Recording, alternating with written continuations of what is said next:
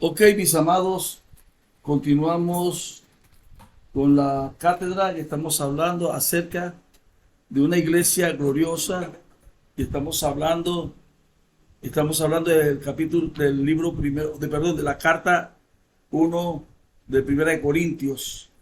Y dice entonces el versículo 3: así, hermanos, no pueden hablarlos como a espirituales, sino como carnales, como a niños en Cristo. Les di de beber leche y no alimento sólido, porque aún no podían soportarlo, ni aún pueden ahora, porque todavía son carnales. Pues habiendo entre ustedes celos, contiendas, disensiones, pregunta, ¿no son carnales?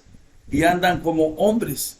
Cuando uno dice, yo soy de Pablo y otro, yo soy de Apolo, no proceden a los humanos, no proceden a los humanos. ¿Qué es Apolos y qué es Pablo? Servidores, los cuales ustedes han creído, y eso según el conocimiento el Señor a cada uno dio.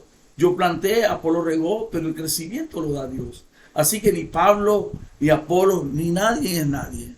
Número uno, hay gente que se predica a sí mismo. He estado muy triste en el último tiempo porque no me gusta hacer críticas, censuras, que tengo la autoridad para hacerlas, pero no puedo. O sea, no he tomado el derecho, pero algunas veces traemos a la gente a que nos crea a nosotros y promocionamos nuestro ministerio y queremos ocupar, no sé si es correcto lo digo, pero casi queremos ocupar el lugar de Dios. Decimos que el que el que no me obedece a mí no obedece a Dios. No, yo puedo desobedecerte a ti, aunque estoy infringiendo una orden de Dios y puedo ganarme una situación difícil, pero yo puedo hacerlo. Yo no lo puedo hacer con Dios. Ahora, tú eres una autoridad delegada de Dios. ¿Me entiendes? Y yo creo que tú eres una autoridad directa de Dios, por decirlo así. Pero eso no te hace a ti igual a Dios. Tú cometes tantos errores como yo. Tú cometes tantos errores como yo. Entonces, yo no pretendo y tengo ese cuidado de no hacerle saber al auditorio cuando predico, a la congregación, lo que yo he sido. Y Pablo se guardó por 14 años una experiencia impresionante, porque no se trataba de exponerse a sí mismo, porque mengue yo y crezca él. Lo que yo soy, lo soy en Cristo. Lo que yo hago por Cristo, lo hago. Todo es Él. Yo soy siervo inútil. Yo no tengo la capacidad de impresionar a Dios. ¡Wow! Que Dios diga, ¡wow! ¿Qué haría yo sin Macías? No. No hay siervo infalible. Todos somos sustituibles. Y ese es el problema. Como somos sustituibles, entonces queremos asegurarnos. No es así. Pablo, con la madurez que le caracteriza, le dice, pero ¿quién soy yo? ¿Quién es mis consiervos? ¿O quiénes son los hombres de Dios? Pablo sembró, Apolo regó. ¿Cuál es el asunto? El crecimiento lo da Dios. Nosotros no damos crecimiento, nosotros decimos lo que Dios nos dice. Quien te hace crecer es una experiencia personal con Dios. Y si yo quiero que la iglesia crezca, yo debo tratar de que la iglesia tenga una experiencia personal con Dios. Si no estoy provocando esa unidad que tomó Cristo, Cristo dijo, yo soy el camino, la verdad y la vida. Nadie va al Padre. Él dijo, yo lo que quiero es que vayan al Padre. Nadie va al Padre si no es por mí. O sea, yo voy a hacer lo que tengo que hacer para que vayas al Padre. Yo quiero que tú seas un bendecido de Dios. Esto es interesante. Y entonces luego dice, así hermanos, que habláramos como seres humanos. Dice, conforme a la gracia que Dios me dio, yo como perito arquitecto puse el cimiento y otro edifica encima. Yo no lo hago todo. Hay quien canta, alaba, adora, recoge ofrenda. Bueno, no, yo no lo hago todo. Y aquí habla de un equipo extraordinario. En el capítulo 3 y en el 13, la obra de cada uno será manifiesta en el día hasta la revelada mediante el fuego. y el fuego probará la obra de cada uno. Las circunstancias difíciles, cuando vienen las dificultades, es donde yo muestro y demuestro en quién yo he creído. Yo no estoy buscando a alguien que me exonere de culpas, que me exonere de situaciones difíciles. Un discípulo llega a Jesús y le dice a Pedro: Pedro, Satanás te ha pedido para que seas estremecido. Yo pensaba que Jesús iba a decir: pero no te preocupes, yo voy a estar contigo y yo voy a reprenderlo. No, él dijo: no, yo lo que voy a orar es para que no te falte la fe, porque lo que te viene es tan difícil que la fe te puede faltar. Pero yo lo que le voy a pedir al Padre es que no te venga a faltar la fe. ¿Por qué? Porque eso es la realidad, mi amigo. Es en las dificultades, es en los desafíos. ¿Sabes una de las cosas que a veces como ministros queremos? Como ministros queremos que la congregación sea hiper, recontra, ultra, mega, super santa. Si a nosotros se nos mandó fue a edificarlos. Si yo como pastor estoy llamado es a edificar, a bendecir, a enseñar, a direccionar, porque tenemos ese poder, porque hay sobre nosotros esa gran responsabilidad sobre un pueblo. Mira, la especialidad de un ministerio son las tinieblas, las dificultades. ¿Por qué? Porque para mejorar la vida de ellos fuimos preparados nosotros. Entonces, si tú aspiras a un grupo de gente extraordinaria, inmácula y perfecta que te sirva, tú estás hablando de otra cosa. Usted, caballero, está hablando de otra cosa. Todos nosotros, todos, incluyéndome, todos los ministros, no hay uno bueno, no hay uno santo, no hay uno perfecto. Todos fallamos, todos cometemos error. Entonces todos no podemos nosotros exponernos como si fuésemos el ejemplo a seguir. No, Pablo dice: imitadme a mí en lo que yo imito a Jesús. No me imites a mí, sino imita lo que yo hago de Jesús. No lo que yo hago, sino lo que yo hago de Jesús. Porque hay cosas que yo hago, dijo Pablo, aunque está tácito, no escrituralmente lo dijo, aunque muchas cosas que yo hago, no te las recomiendo que las hagas. De hecho, él mismo se confiesa a sí mismo y se reprocha. ¿Por qué queriendo hacer lo bueno, hacer lo malo? ¿Y por qué tiene un aguijón en la carne? ¿Y por qué mil cosas? Escúchame, entonces, conforme a la gracia. Entonces, en el 16 dice: ¿no saben que sois templo de Dios y que el Espíritu de Dios mora en vosotros? Mi amigo, la Biblia dice en Génesis capítulo 1, versículo 2, la tierra estaba desordenada y vacía, las tinieblas estaban sobre la faz del abismo, y el Espíritu de Dios se movía en la faz de las aguas. Déjame decirte, todos los que están ahí en la iglesia, todos los que están en tu congregación, todos tienen el Espíritu Santo si recibieron a Cristo. Pero hay un revolú de cosas. Es que el Espíritu es el que gesta, el que incuba, el que trae, el que da testimonio, el que redarguye de pecado y de justicia.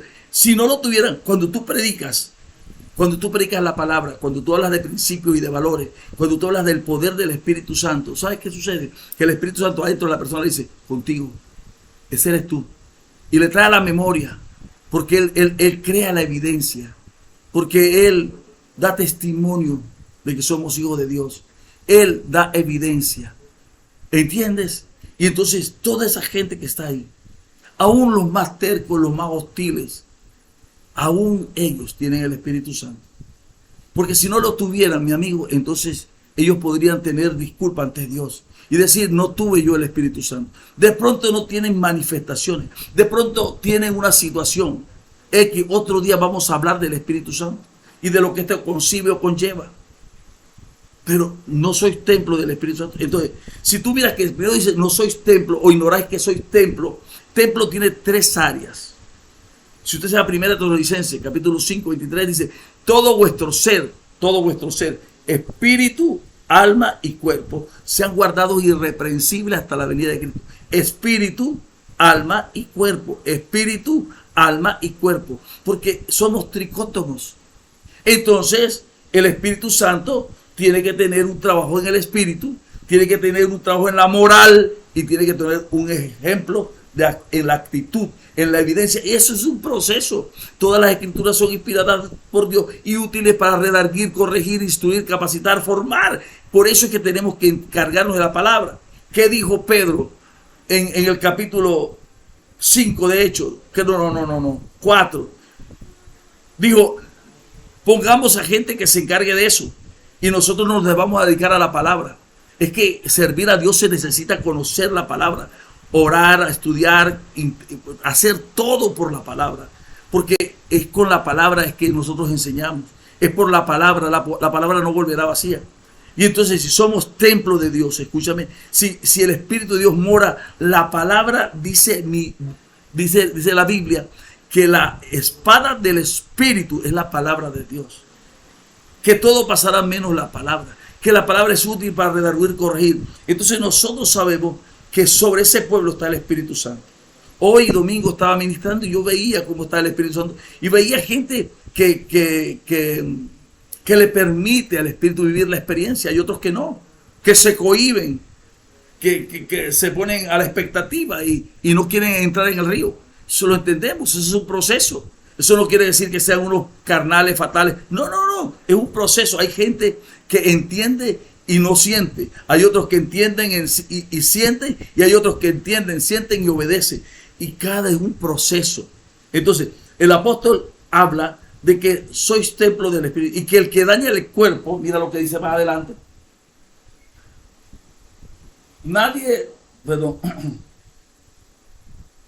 El Espíritu de Dios habita en vosotros. Si alguno destruye el templo de Dios, será destruido por el Señor. O sea, ámate. Tú eres el templo. Enséñale que son el templo y que tienen que mantenerse bendecidos, liberados, ungidos, llenos de la presencia de Dios. Estamos delante del mejor de los pueblos. La iglesia es el mejor de los pueblos. La iglesia es el más hermoso y armonioso pueblo que existe. Y nosotros tenemos la responsabilidad de una palabra de poder, de una palabra que los enseñe, que los guíe. Yo te voy a contar algo. Y lo digo sosteniendo este libro. Un día miré a un hombre importante, cristiano, de una organización poderosísima. Esa persona me tenía contratado a mí para trabajar con él o con su organización. Y un día, en un resort, en unos días de ayuno, con él y con su equipo, a mí me tenían de maestro. Y yo le miré a los ojos y le dije, ¿tú crees en la venida de Cristo? Y me dijo, sí. ¿Por qué me preguntas eso? Escucha lo que te voy a decir. Y si Jesús se presenta ahora delante de ti y te dice, ¿por qué con la pobreza, la enfermedad y la desgracia de mi pueblo te hiciste millonario? ¿Por qué no cubriste al desnudo? ¿Por qué no diste pan al hambriento? ¿Por qué no diste socorro al afligido? ¿Por qué en vez de dar socorro usaste la angustia, la tristeza, la amargura de ellos y le dijiste que te dieran dinero para ser bendecidos? ¿Has escuchado tú eso en tu iglesia? Hemos caído en una deshonra.